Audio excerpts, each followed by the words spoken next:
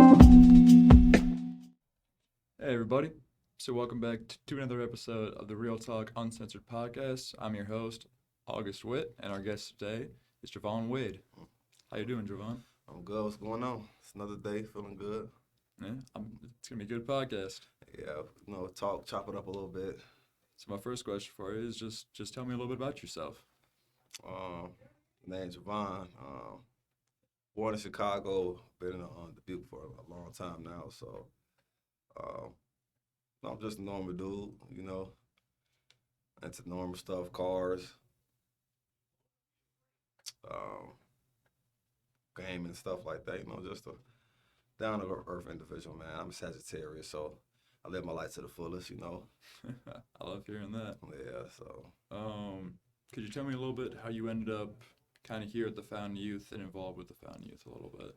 And your journey as a whole, really. Yeah. First off, I was in prison at the time, and I seen Caprice, down there chopping it up with some guys. So I seen what's to him. I'm like, man, what's up? What you doing here? And he basically let me know what the Fountain of Youth was and what their goals was. So at the time, I'm like, all right, I ain't got too much to do. I'm sitting in prison, like I could spend some of my time. So I ended up going down to one of his meetings, and then hearing the story, and it just caught my attention. So I just kept coming back. It's almost been a year now, so I like what he was talking about. So here we are today. Gotcha. So when you were in prison, was it your first time in prison? Or? No, that was actually my third bid. That was my third time in prison. And I'm asking because most people, when they end up in the system for whatever reason, yeah. It's not very likely that they're gonna want to seek help right away. As Caprice says, it's a process. It takes time. Yeah. At your point where you were at in the third time you were in prison, how did you get to that point where you actually wanted to seek help and trying to make something better of yourself? Well, to be honest with you, Yeah. I was already changing before. Like my first two times, I started kind of getting in the system at a very young age. I think I've been on probation, so I was like 12. Yeah, so uh, I always been in the system. But before the last time I went to prison, ended up on a run for like almost 2 years, maybe like a year and a half, almost 2 years. And during that time frame, that's when that hit me because I was like, man, I'm out here living my life and stuff, traveling and doing everything I'm doing, but I'm looking like, man, I'm gonna have to go back to prison one day and get it over with. So that's when I started to change because I was like, man, I'm just tired. I don't want to catch no more cases, no new charges. I don't want to, you feel me? So I just started working hard. Started working 75, 80 hours a week before I came to prison. And then on my way back, home from work, I got pulled over. And that's why, so my process started, but I feel like this program put in this perspective for me. It helped me stand on the things I was trying to, change. Yeah. You were sick and tired of being sick and tired as it goes. Yeah. For sure. I mean, prison ain't fun, man. They try to make it comfortable. They want, like, if you went to prison, for people who ain't been in prison, if you went there, you gonna be like, man, I thought prison's supposed to be tough, and nah, they try to make it real comfortable. Subconsciously, they want people to be comfortable and think it's okay to come back. So, but yeah, I was past that. I don't care. Ice cream, pizza, basketball tournaments. I don't. They can have that. So, I was done with prison. Yeah, you were talking about your childhood just a little bit. And that's one of my questions because it's so common for people that end up at the system, for people that, I mean, pretty much all of our participants had a hard childhood. And the reason that they did what they did is because they didn't really have a lot going on for them growing up. And could you talk about your childhood a little bit? Honestly, my childhood, I would say my childhood was okay.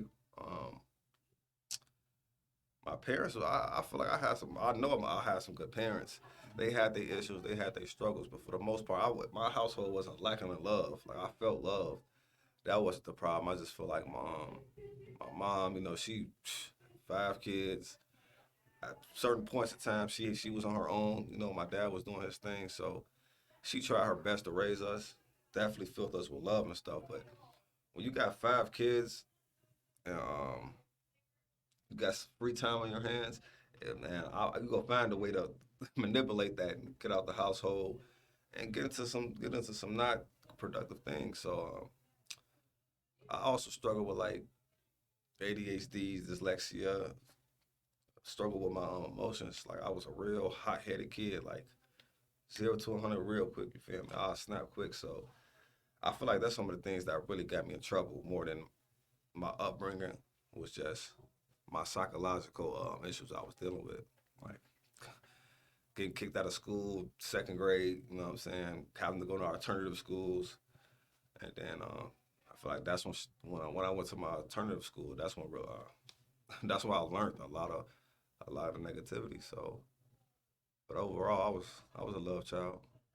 Gotcha. Yeah, I mean that's a common thing too for many people, Yeah, to have like like like mental illnesses and ADHD, et cetera, et cetera. yeah, But I would have never guessed that from how you act today. yeah. What kind of helped you through that to be who you are today? Just experience, you know. I still struggle with my emotions. Like I'm still dealing with that. But just life, man. Just life. Certain lessons go teach you. Like, man, you gotta control yourself. You gotta stay out your feelings, cause it'll put you in a bad predicament. Do you think you could give any like advice to somebody who is in the same situation as you? Say they're 16 years old or something. Give some advice to somebody like that. Yeah. If I could give advice, especially if you struggle with like mental illness or just your emotions and certain things, it's gonna be cool. You feel me? Like when you young, it's hard to see past certain stuff. You know what I'm saying? Like that's why I said that my experience taught me to deal with my emotions, even though I'm still learning. But you when you're young, it's hard to see past next week or maybe even that day. So just remember, calm down and think about the future. I mean, I know it's hard, but think about like you're gonna be okay. Like it's gonna be another day. So don't overreact, you know what I'm saying, and just be patient. Yeah, that's one of the things. I mean, like I'm only 20 years old, and that's something that I still tell myself is when I'm having hard times with stuff. It's like this is just the now. In 10 years, none of this is gonna matter. I'll be a completely different person, Yeah, and that kind of helps me in a way because I got so much time left, and man, you I got a feel lot of like time. yeah, Yeah, I feel like that's such a common thing. I mean, it's always been a problem, probably for every generation ever. yeah, oh, When for sure. when you're young, you think you got it all figured out. You think that's you're the either the worst person in the world or you're going through the worst stuff. But Um, there's always something else out there. it's always something else, man. I feel like, man, 20, yeah, I'm 30, so I mean, you definitely got lot to experience, but just remember the person or individual you want to be, man, you could be that. That's for sure. Just you probably can't see it now, or you probably don't even know what you go like or be at in 10 years. But just remember, you can mold yourself into the individual you want to be. Just be patient. Where do you see yourself in 10 years from now? Just talk Honestly, about your goals a little bit and yeah. I mean, I see myself as a multimillionaire, and I see myself changing the world. You know, feel me? Like I know what I'm like, and this is why I want people to understand. Know what you're capable of, and know you feel me. Have confidence. You know, it's okay to have confidence and be sure of yourself because people will tell you humble yourself and don't be cocky, but there is a difference. If you're gonna do something and do it to the fullest and be confident in yourself. So yeah, I'm confident of the things I know what I'm capable of. I see my future is bright. I want to earn property. I want to own acres.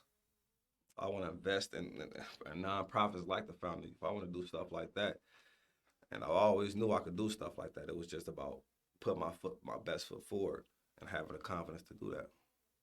I love those goals. I can see you doing it. Yeah, I believe in you. yeah. We all got it in us. It's just if we go, are we going to do what's necessary, and are we going to keep that belief? So Man, it's about putting in the hard work yeah, every and day. believing. If you ain't believing that, it's not going to happen. Yeah, that's that's for sure. You know. Um, and a question I have is, could you talk a little bit about the hardest challenge that you've had in your life, and what helped you get through that challenge, and what you learned from that? I feel like the hardest challenge I have in my life is just instant gratification, or should I say patience. Definitely my best obstacle. Because if I wasn't dealing with being impatient, I probably would have never been to prison. Probably would have never did a lot of the stuff I did to get money. Even though I was exposed to crime at a younger age, if I was patient and realized what I know now, like how smart I am and the things I can accomplish, I would have took a different route and put my energy in other things, getting different results, way different results. You know, it took this long to learn that, man, things don't happen overnight. You got to be patient with yourself, and it could be frustrating, but I feel like that's the biggest thing, and I'm still dealing with being impatient because I'm a go getter. I want to accomplish things, I want to get it done, but it's gonna happen on God's time and the universe's time. So you got to press the issue, but remember, you also got to be patient. Yeah, that's definitely true as well. Yeah. Um, so as you've kind of been a partner or been a participant of Found Youth, is there anything that has really surprised you about this nonprofit and the way that it helped you, or maybe when you were attending Real Talk, something that really stood out to you in any way? Yeah, honestly, man, I've been a part of a lot of programs, especially in prison. And one thing everybody in prison know, they know the system. Like people have been going through this system for 20, 30 plus years. Like they know the system. And one thing people realize and always know, especially in prison and even on the streets with some of their programs, is that a lot of these programs have a lot of bark, no bite. You know, they say they want us to change. They want to correct us, correct our thinking, and release us back in society as better individuals. But if you went to prison, it wouldn't take. It's not hard to put two pieces together and realize all these programs and all these groups and stuff. Their main goal is to say, okay, they were here, and we gave them something to do on our part and collect a paycheck. And that's facts. Like they get checks for people attending groups and meetings.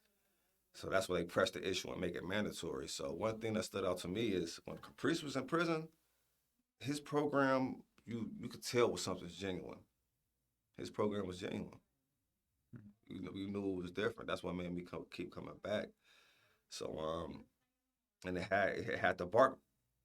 You know, it had the bark and it had the bite. Like he's showing people that his program is for real. You feel me? He's here to help people, not just collect a check and be like, okay, we did our job. We made them take a class. Now let get them back into society. He's in the prisons helping individuals, and when they get out, he's giving them sustenance to stand on the things they talked about, not just frivolous, talk. So, man, he helps people get jobs. Uh, he helps he helps people hold themselves accountable, gives people structure, and in a way, he's almost his groups are almost like therapy sessions. You know what I'm saying? Because Yeah, you I feel would me, agree with that. he get deep and he get deep with individuals. It's not just a cookie cutter, a glass full of people. Okay, you talk about this. Okay, get out. That's it. We're done. He challenges people. So Well, thank you for sharing that. uh, I always love to hear how yeah, much Found Youth has helped. I mean, that's why I started here. I mean, I didn't really know what the Found Youth was. I just heard about the school internship, and I agree with you. I've seen so many people come in here, and you can really see how it's changed people. uh, And I mean, I like I think about how this program could help so many around the USA, around the world, yeah, and how because it's genuine. But it makes me think a little bit, kind of why other programs aren't as successful, and if this one is so successful, why doesn't everyone kind of get to the point of wanting to be in this? Like why, like where have those people in their journey kind of like how come they haven't made that decision yet, you know? Yeah, man. I feel like people are at different spaces in their life, you know. And this is the fountain of youth. Like, this is a place to change. So, some people struggle with change, man. It's a process. Like, some people might want to started coming here and run into some obstacles. You know, life is hard out there. It's 2024, man. The world is hard. So, I feel like some people probably deep down do want to change. It's just they're dealing with life, man. But I feel like the people that are consistent, they just got over that hump. They were probably in the same place as the people that come and go, or the people that hasn't came here yet. It's just some people are at different spots in their journey. Mm. No, that's definitely true. Definitely the process.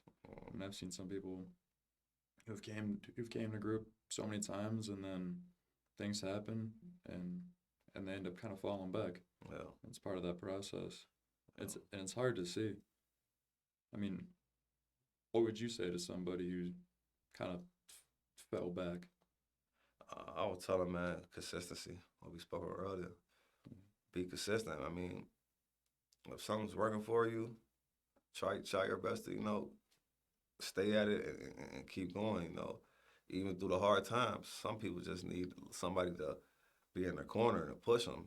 So I would tell them, man, like always try to come back and try to discipline yourself because structure is needed.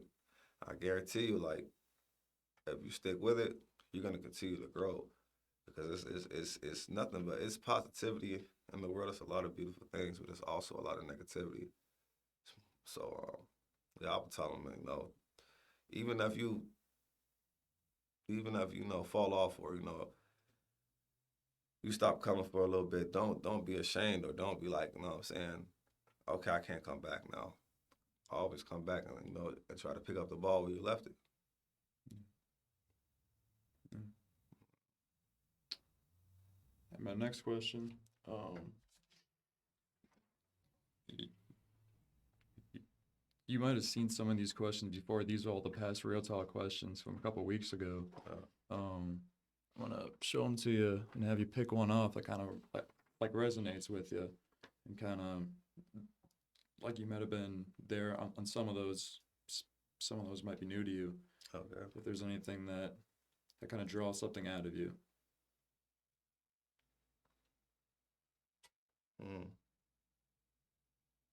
Because I definitely agree um, with the consistency and how real talk can can change people and help them kind of see things from a different perspective, and it can really help people who may not even relate to everybody else in the group, but it has something to give to everybody in a way. It's always a different way to view things, Mm. and just understand people in general, which I think is so powerful. Um, I would probably number one, what does the right to live mean? And I feel like, man, the right to live means if we're breathing and we're here on this earth, we was brought into this earth, man, we have a right to live. We're here for a reason. Like it's there's no mistake about it. There's no doubt about it, man. If God brought you here or the powers that be brought you here, you have a right to live. So like going into going to that deeper, the right to live, man, you have the right to be happy, to enjoy life, to build your character and find out who you are as an individual. That's part of living. Like, okay, you're breathing. That's the foundation of living. But to get much deeper, it's the things that bring joy to your soul. You know what I'm saying? That makes you you. So, and you have a right to basically just enjoy life and see what this earth has to offer. You know, living is more than just breathing, man, or existing. It's about experiencing emotions that come with life. So all the emotions from happiness to sadness. Everything that's living, man. It's people that think just breathing or just being here, that means I'm alive, that means I'm living. But you can be alive and be dead as a doorknob almost, you know. Have you been that way before? Um, I wouldn't say exactly like that, but I've been to the point where, yeah, I was alive, but I was numb to a lot of stuff. I wasn't living my life, you know. I was existing, but my, you know, depression that can do it to you right there. Takes all sucks all the happiness, excitement, um, a lot of stuff out of life. So I've been to experience stuff that took the meaning of you know of living and being alive, but I haven't been to the point where like you know I wasn't living. Yeah. I mean, when you talk about the key thing that comes to mind is purpose. And Caprice talks about that a lot, finding your purpose. And I've found, I mean, I'm still young, still discovering a lot about myself and the world, but I found that my purpose is helping others, and I love doing it. Something I've always loved, and always had a passion for it, and just it gets me going. That's why like I wake up in the morning Mhm. because I know that I can help somebody else's mood and be something positive. Have you found your purpose in a way, or what have you discovered about yourself in that sense? Honestly, it's I feel like it's not I found my purpose because I feel like everybody has multiple purposes, but Yeah. it's just always been in my heart. Like I always been wanting to give back to the world from a very young age. I care about people I don't even know. You feel me? So um, I feel like it's just always been on my heart. But I do feel like one of my purposes is to consciously, even though that's giving back is in my heart. I feel like my purpose is to give back in a bigger you know aspect. You know, not just caring about people. You know, sharing my umbrella, giving up my umbrella to an old lady when it's raining. Simple stuff like that. But I feel like my purpose is to make this world a better place. That's why I stay involved with the Fountain of Youth. You feel me? Because I want to learn what Caprice knows. I want to help individuals on a bigger scale. So You think you think someday that you'd ever come here and like work at the Fountain Youth? that could be a possibility for sure. Mhm. I definitely need to get want to get my time to the community for sure. So that's never gonna change. That would be cool. What would you say to somebody who's in the process of maybe feeling depressed and feeling like they have no purpose in the sense of trying to help them find their what what gets them alive? I would say whatever feelings you had in life, like that was positive and that made you feel alive, that whatever feelings you had that, you know what I'm saying, even if it was a distant memory or it was a long time ago, try to attach your thoughts to that and your feelings to that and remember what that feels like. Because if you felt it once, you can feel it again. You might be going through something right now, but it's important to remember that like you're gonna be okay. And it's a mental battlefield, but you gotta stay strong and you gotta keep fighting because you can feel those emotions again and you're going to get back to that place. It's just it might take some time. It might not be easy, but you're definitely worth living and you're definitely worth happiness. Even if you're dealing with mental illness, you're worth it. Don't be afraid to speak. You gotta speak to people. That's one thing I learned. Yeah, that's beautiful. Uh, I love hearing that, and I think that's something that every person would would, would benefit from hearing. for real. Um, And one of my last questions for you is if you had one message for the world, what would it be? my message for the world, man. We gotta show more love. Let's show love to each other and remember, like, let's try to think about what the world would look like if we all loved each other. Because right now, it's a lot of love, but it's also a lot of hate. And feel like we're losing touch with ourselves. Like we all need each other, whatever race we are. And it might be all these wars, it might be all this negativity, but one thing about human beings and us is the heart of love conquers all, and that's we've shown that. So my message to the world is, man, let's do better, and let's let our defenses down because the future generations is dependent on us. You know what I'm saying? So let's love each other, man. That was greatly put. Mm, Well, thank you for being here, Jevon, and Thank you. I can't wait to see you as a millionaire someday. Yeah, it's coming. Man.